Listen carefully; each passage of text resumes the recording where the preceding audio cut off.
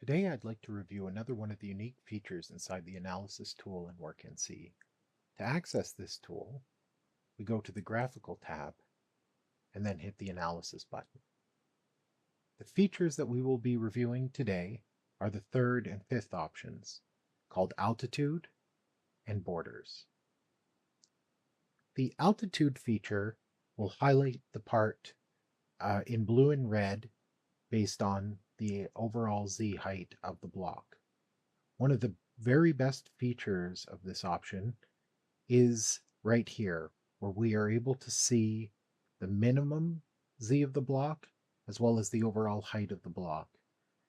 Even just to be able to use this as a quick confirmation of the height of the block that we're going to be machining and knowing where our lowest Z coordinate happens to be is a very handy feature to use. Additionally, we can click on the part and it will give us the altitude or Z value of that feature. This works, of course, on any flat, so we can quickly and easily see the Z heights that we'll be machining to, but it works dynamically on a sloped surface as well, so we can see the Z anywhere where we click with our mouse.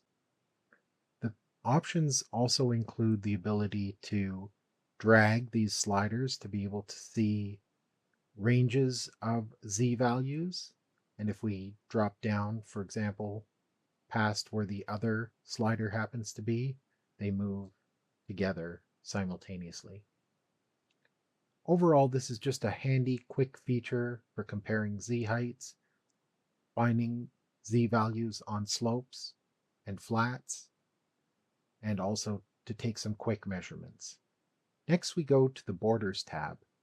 On this tab, we are able to see all sharp corners on a part.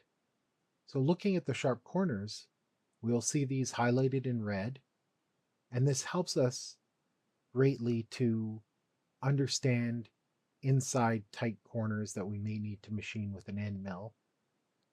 So we can see these on the counter bore and the pockets and keyways on this part, and even at the bottom of the drilled holes where there's a conical shape. So this is very helpful for us when we need to determine to use an end mill, or perhaps even to have to create an electrode to reach an inside sharp corner.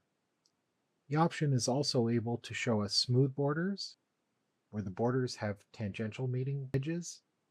And third, we can see any other borders. These would be external sharp corners. These may not be as challenging for machining purposes as an inside sharp corner, but we are able to examine and look at all these intersections between surfaces dynamically to be able to leverage the information we see on screen to quickly make decisions about programming and setting up the part. Other options that we have within this feature are the ability to adjust the thickness of these borders, as well as adjusting the part transparency. Thank you for your kind attention, and I hope that this video will be able to assist you to program more efficiently inside of WorkNC.